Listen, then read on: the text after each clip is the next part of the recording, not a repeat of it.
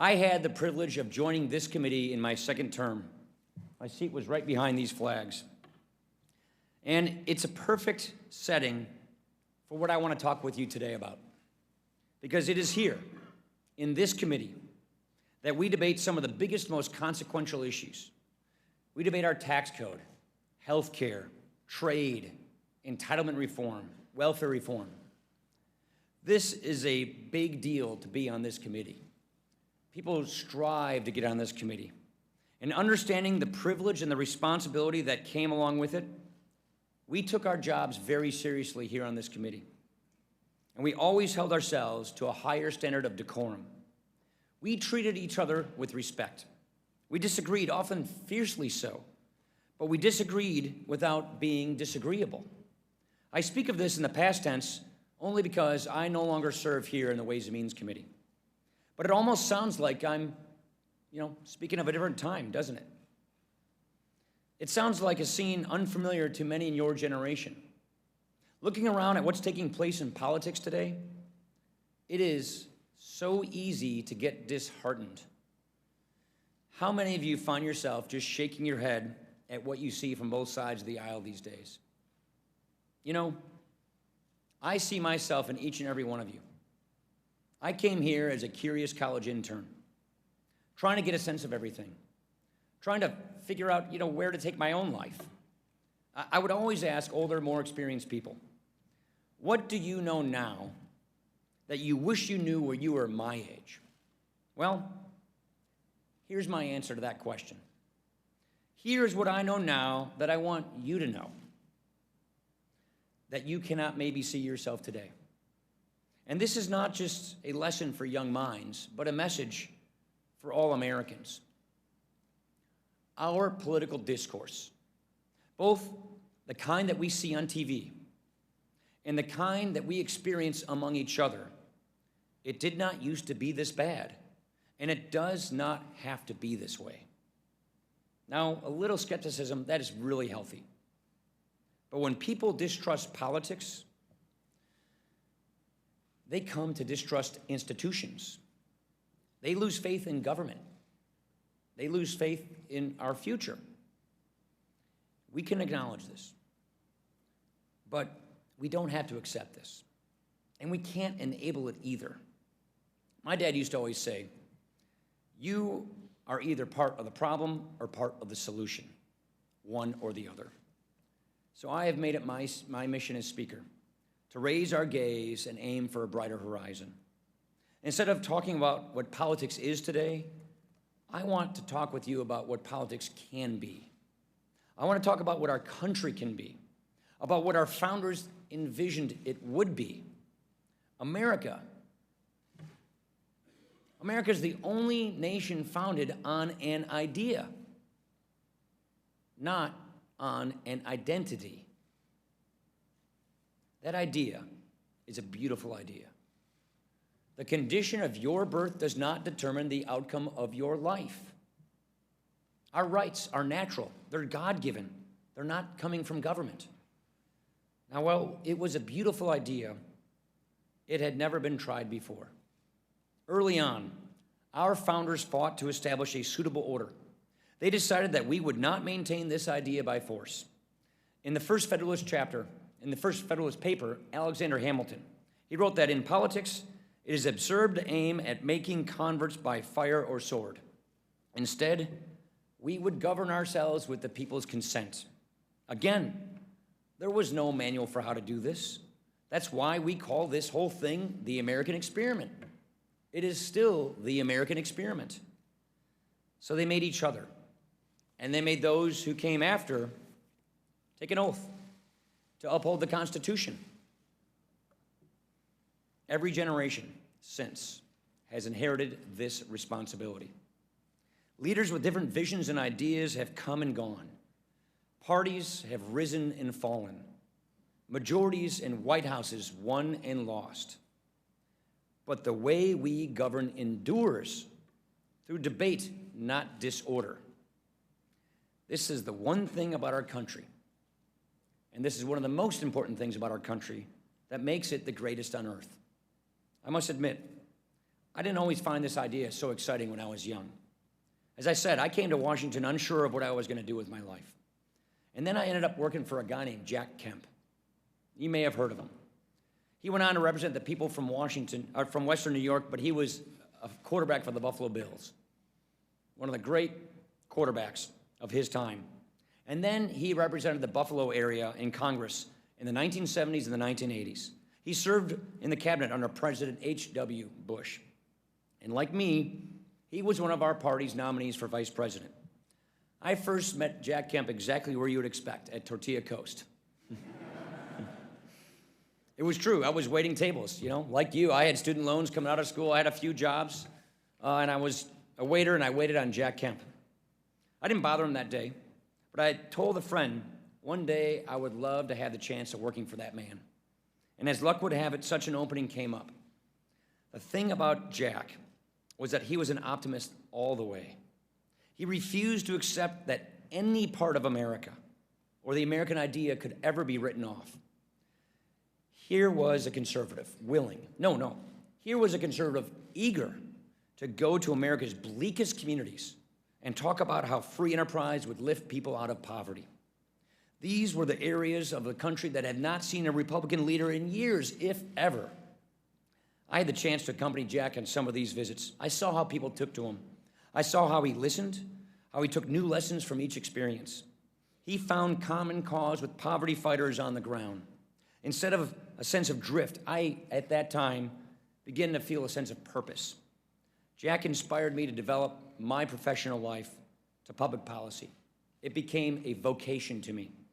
Ideas, passionately promoted, put to the test.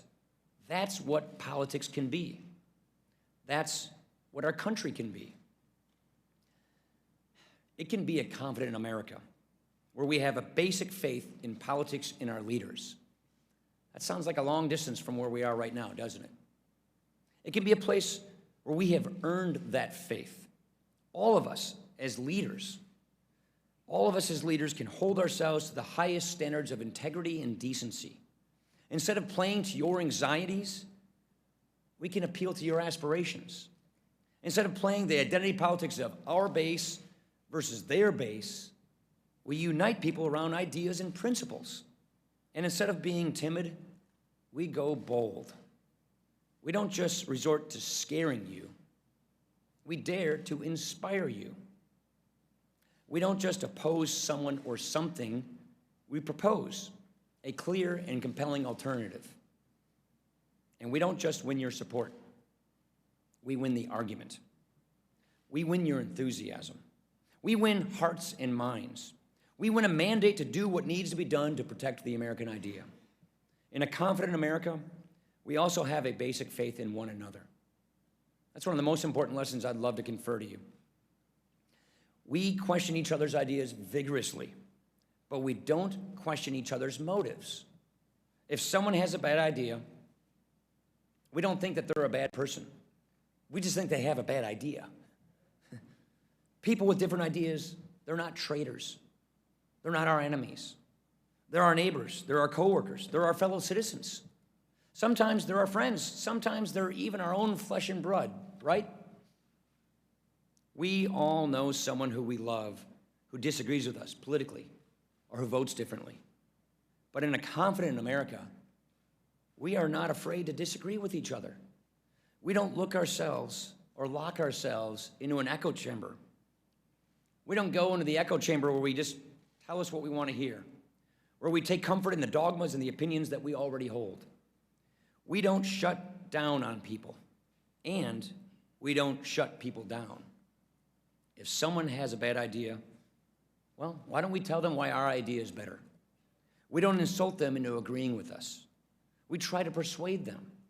We test their assumptions. And while we're at it, we test our own assumptions too. You know, I'm certainly not going to stand here and tell you that I have always met this standard myself. There was a time that I would talk about a difference between makers and takers in our country, referring to people who accepted government benefits. But as I spent more time listening, really learning the root causes of poverty, I realized something. I realized that I was wrong. Takers wasn't how to refer to a single mom stuck in a poverty trap, trying to take care of her own family. Most people don't want to be dependent. And to label a whole group of Americans that way was wrong. I shouldn't castigate a large group of Americans just to make a point. So I stopped talking about it that way. And I stopped thinking about it that way. But I didn't come out and say this to be politically correct. I say this because I was just wrong. And of course, there are still going to be times where I and you and we say things that we wish we hadn't. There are still going to be times when I follow the wrong impulse. Governing ourselves was never meant to be easy. This has always been a tough business. And when passions flare, ugliness is sometimes inevitable. But we shouldn't accept ugliness as the norm. We should demand better from ourselves. We should demand better from one another. We should think about the great leaders that have bestowed upon us the opportunity to live the American idea. We should honor their legacy. We should build that more confident America.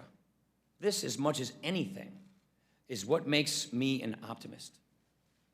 In knowing that ideas can inspire a country and help people. Long before I worked for him, Jack Kemp had a tax plan that he was incredibly passionate about. You have to remember this about Jack Kemp. He wasn't even on the Ways and Means Committee, the committee here that writes all our tax laws. Republicans were deep in the minority back then. So the odds of it going anywhere seemed remotely low, awfully low. But he was like a dog with a bone. He believed passionately in his ideas, even though the odds were stacked against him. He took that plan to any audience that he could get in front of. He pushed it so hard that he eventually inspired our party's nominee for president, Ronald Reagan, to adopt it as his own.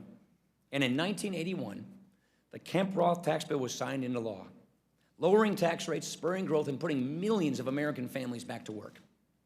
All it took was someone to put policy on paper, someone willing to put an idea on paper and to promote it passionately. This is the basic concept behind the policy agenda that House Republicans are building right now. As leaders, we have an obligation to put our best ideas forward, no matter the consequences. With so much at stake, the American people deserve a very clear picture of what we believe, of what we would do. Personalities come and go, but principles endure. Ideas endure, ready to inspire generations yet to be born. That's the thing about politics. We think of politics in terms of this vote or this election, but it can be so much more than that. Politics can be a battle of ideas, not a battle of insults. It can be about solutions. It can be about making a difference. It can be about always striving to do better. That's what it can be, and that's what it should be. This is the system our founders envisioned. It's messy. It's complicated. It is infuriating at times. But it's a beautiful thing, too. Thank you all for being here today. Really appreciate it.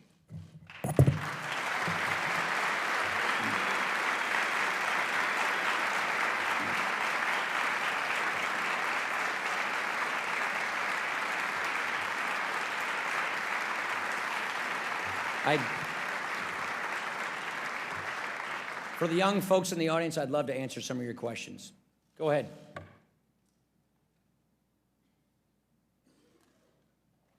I can repeat it if you can't get it out. Thanks. Well, first of all, I'd like to say just thank you for having this. This has been an awesome thing. I'm already geeking out with the fact that I'm about to ask the Speaker of the House a question, so it's pretty cool. So go for it. But anyway, so you talked about introducing civility in politics. Who is that more incumbent upon? Is that more incumbent upon the American people, institutions, the candidates? I mean, who is that more incumbent upon?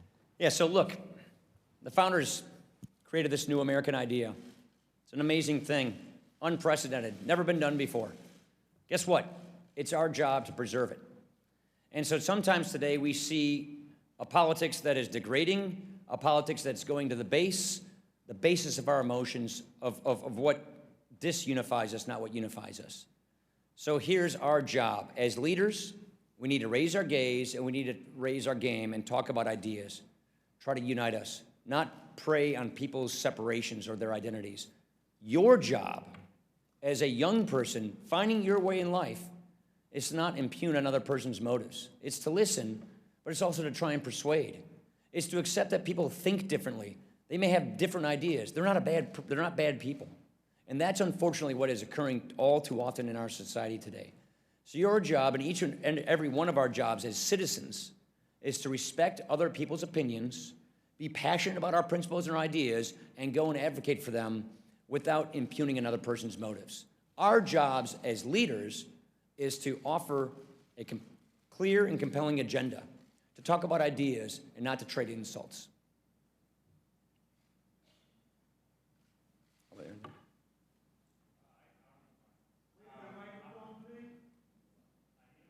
Yeah, he thinks you need a mic.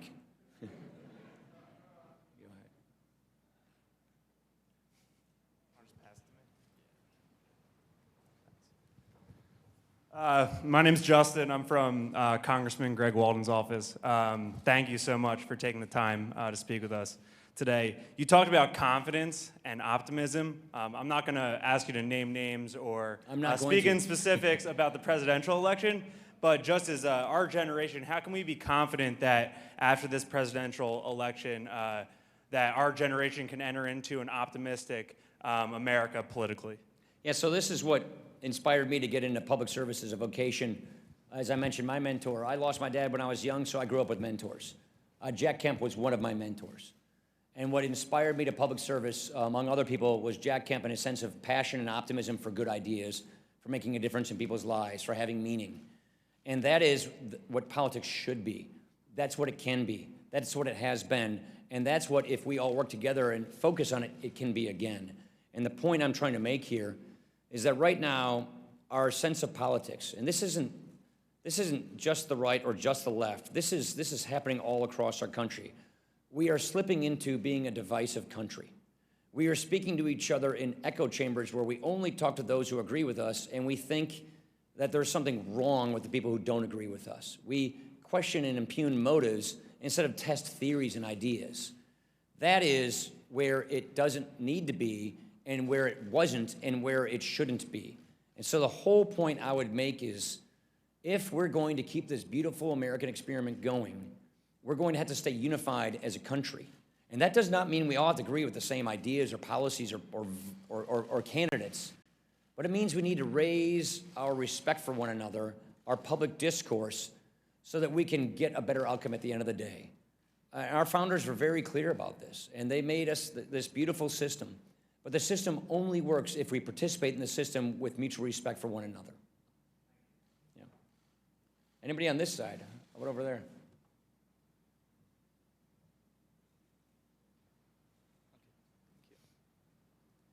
Just speak into it, sorry. Thank you for being with us today, Speaker Ryan. I currently intern, kind of like you did, for Congressman Walberg's office. And my question for you is one of leadership. And certainly with this most recent leadership role that you've assumed confers a lot of responsibility on you. And I think your personal maxim, to be a part of the solution and not a part of the problem, confers even more responsibility than the role that you've assumed as Speaker of the House. And I think a true mark of leadership is learning from a failure. And you speak of a willingness to be persuaded when your idea is perhaps not the best idea, or the ability to persuade somebody when you think your idea is the better idea. So my question is when has there been a moment in your career in politics or otherwise that you've been persuaded that one of your ideas or one of the things that you've done perhaps wasn't the best idea? Sure. And you've learned from that? I'll give you two examples. I mentioned one in the speech, which was I fell into the trap of thinking about makers and takers in the wrong way, about people who are struggling and for a moment need to be dependent upon government who don't want to be. So I was callous, and I oversimplified, and I castigated people with a broad brush. That's wrong, and there's a lot of that happening in America today. I myself have made that mistake. I think one of the policy examples of your question is I spent the last few years touring poor communities around America, rural areas, inner cities, learning about just how people are trying to struggle with poverty. And one of the things that I learned was there are a lot of people who have been in prison, who committed crimes that were not violent crimes, and who, once they have that blight on their record, have been in prison, their future is really bleak. And in the 1990s, I came here in the late 90s, we, I think, overcompensated on some of our criminal justice laws. I think we overcompensated on some of our laws where we had so many mandatory minimums and 3 strikes you're out that we ended up putting people for long prison terms, which ends up ruining their life and hurting their communities, where we could have had alternative means of incarceration, better means of actually dealing with the problem than basically destroying a person's life. And so that is why I have become more of a late convert to criminal justice reform. Criminal justice reform is something that I never thought about when I was younger in Congress. It's something that I thought just be tough on crime, and I think we as Republicans and Democrats kind of overcompensated on this in the 1990s. And now that we see the path of the pathologies that have come from it, I think we got to go back and fix that. That is why, as Speaker, I talked with Bob Goodlatte about this last night. We're going to bring criminal justice reform bills, which are now out of the Judiciary Committee, to the House floor and advance this. Because what we're learning is, and what I learned, and I didn't necessarily know this before, is, you know, redemption is a beautiful thing. It's a great thing. Redemption is what makes this place work, this place being America, society. And we need to honor redemption, and we need to make redemption something that is valued in our culture and our society and in our laws. And that is why I think criminal justice reform, something that I changed my position on from learning about the power of redemption and the fact that our laws got this wrong, that's something we can improve, so that when a young man comes out of prison, a person who is not a violent criminal, who did something where he really needed addiction counseling, he needed some other kinds of mentoring, maybe faith, that he can actually go back and be a productive member of society, be a good husband, be a good father, make a difference, reach his potential. That's something we want to see more of, and I think our laws need to reflect that, and I think I learned a pretty good lesson about that over the last few years. Yeah. The guy with the bow tie. Yeah. Sorry. Oh, by the way, if you're a Michigan State fan, yeah, so what happened? I picked them to win the whole darn thing in my brackets. My brackets are destroyed because of that. Good grief. I mean, yeah, good, okay. Speaker, my name is Jim Betancourt. I'm with both Representative Steve King and Trent Franks. My question to you is on, you talked about poverty, you talked about helping people rise up, and I've heard you say that before. How does your faith impact your role as Speaker? And when you assumed that, and I heard that you were in a duck blind, and I hunt quite frequently. Deer blind. Deer blind. Deer stand, actually. How did that come about? Was it your faith that just said, yes, I should do this, or how did you come to that? Well, Catholic guilt had a part of this. Just to be very clear, I'm a Catholic. You can't, in my mind, separate your faith from your daily walk in life, from your personal, private, public life. It's one and the same. So in I'm a Christian who chooses to practice Christianity as a practicing Catholic. And we have certain principles that I think are very important that apply very well to what we do in public life as lay Catholics. And that is the principles of subsidiarity, solidarity, preferential option for the poor. What it basically means is people. People are the solutions. It's one of the reasons why I'm a conservative. It's one of the reasons why I passionately believe in the Constitution and the concept of federalism, because it's in perfect keeping with my tenets of my faith, which is whether it's fighting poverty, eye to eye, soul to soul, local community groups, civic groups on the ground, poverty fighters, or whether it's making sure that we don't have a big, arrogant, paternalistic, condescending government that is taking power from our lives, power from our communities, and displacing. It gives me a sense of philosophy that is grounded in my faith, but it also gives me a sense of how I should conduct myself, both personally and publicly, because I think they're inseparable, number one. Number two, you're always going to fail. And when you fail, and after you failed, you ask for forgiveness, and you try and pick up and improve yourself going forward.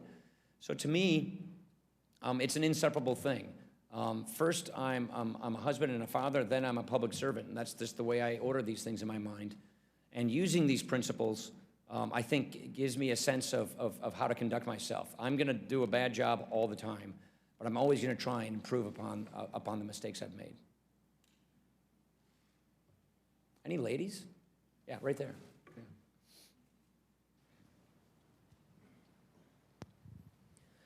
What role do you think members of Congress have in bringing our nation together as it seems so divided? Yeah, I think how we conduct ourselves personally is very important.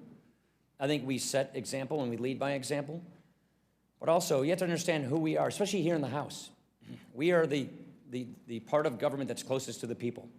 We are the part of government that is up for election every other year, so we're closest to the people and we are the voice. And what we have to remember is, as representatives of the people, we're also leaders. We serve in a constitutional republic.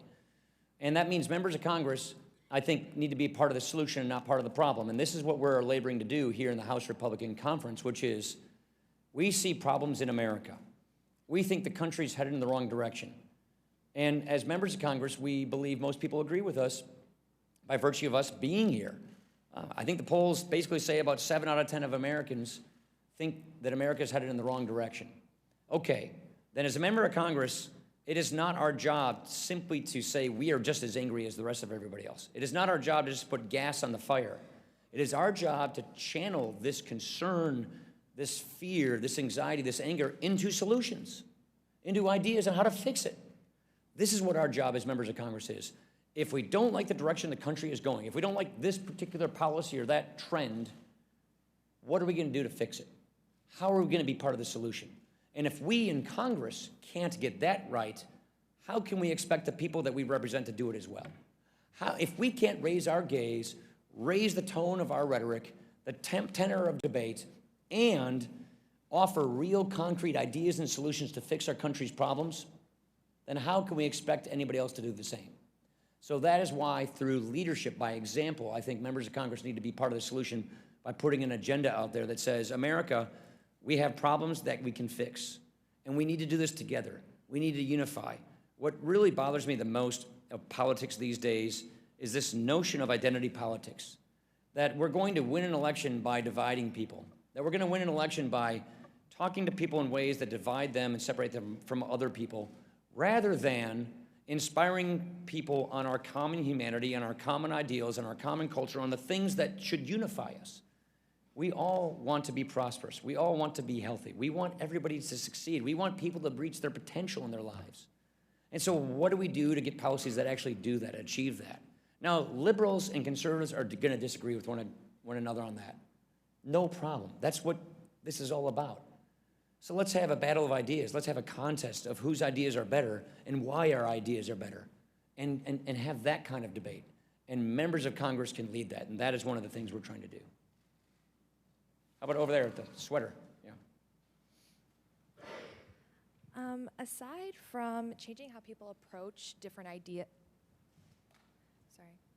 No, just speak right into it. aside from changing people's approach on how they approach different ideas and different opinions, what other institutional changes can we make to help minimize legislative gridlock? Well, legislative gridlock, I think, is opening up the rules process. When I became Speaker, I made a couple of decisions, which was not to have the leadership predetermine the outcome of everything. And that is kind of what ended up happening. I came here in 1998. It was a different system, and more members of Congress could bring more amendments to the floor, and you weren't sure of the outcome of something. When we lost the majority, I think the then Democrat majority, and look, this is critical, but I think they consolidated power greatly. I remember sitting here in this committee commiserating with my fellow Democrats about how the committee was losing its power to shape legislation. Therefore, rank and file members of Congress were losing their power to shape ideas in legislation because power was becoming consolidated. When we retook the majority, I don't think we decentralized power enough. I think we still kept a bit of that consolidation of power. So what I am laboring to do is change the culture of this institution to decentralize the power so that ideas are done in the committees and brought to the floor by members of Congress. That cultural change, I believe, is going to help get a better result at the end of the day. Perhaps a less predictable result, but a better result. So I came in this job different than most people come into this job. Most people who become Speaker work their way up the leadership ladder, which is a fine path to take in Congress. I never saw myself doing that. I always saw myself as a policymaker, hoping to be a chairman of this committee to write great policy. I was chairman of the Budget Committee, then chairman of this committee. And you spend your time in Congress focusing. if you're a jack of all trades in Congress, then you make yourself a mile wide and an inch deep. That is, in my opinion, not an effective way to be an effective policymaker to make this a good vocation. So you need to focus and specialize. Well, what do you do when you focus and specialize? You go on the committee in the area that you care about, the policy. So that is why I think these committees should be the ones writing the policy. And if you're not on this committee, but you care about this policy, then you should go and do something about it by having an amendment on the floor. But if leadership consolidates power and short circuits that process, then I feel like this institution is short-circuited. This institution does not function at its full potential. And that is one of the reasons why I decided to take this job, because I wanted to see that kind of leadership change occur. Now, I got to tell you, it's not easy to do. The change in the culture is hard to change, but I think we've made a great deal of progress. Last 5 months, we got the biggest transportation bill we've had since the mid-90s. The most comprehensive rewrite of our K-12 education laws in 25 years. We finally rewrote our customs and border laws on international trade that we've been trying to rewrite for decades. We had tax policies that we worked on in here for over 10 years we've made permanent. So we've made DocFix. There's a big Medicare problem that was 17 times we kept patching this Medicare problem 1 year at a time, months at a time. We finally permanently fixed it. So by loosening control, letting policymakers actually write the policy, I think we've gotten a better result. We had 120 or something like that amendments to the highway bill. I had no idea what was the outcome of the highway bill would have been. It was very partisan for a while, but we ended up having over 300 votes. So I think by loosening control, decentralizing power, subsidiarity, so to speak, letting people do their jobs, I think you get a better outcome and have more participants. And the tenor and the quality of debate improves as well. All right. They tell me I gotta go. Thank you very much, everybody. Enjoy your time here. I hope you're learning some good lessons. Thank you so much. Appreciate it.